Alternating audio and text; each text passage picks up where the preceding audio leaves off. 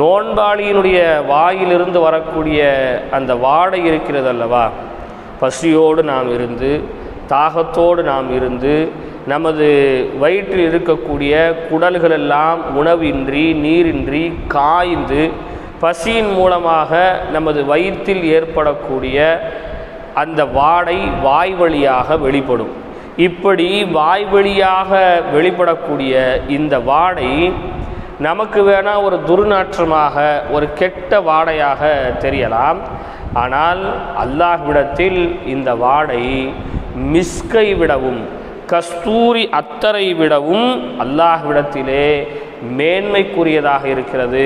அந்த வாடையை அல்லாஹ் விரும்புகிறான். சுப்ஹானல்லாஹ், எவ்வளோ ஒரு அற்புதமான ஒரு விஷயத்தை அல்லாஹ்வின் தூதர் குறிப்பிடுகின்றார்கள்.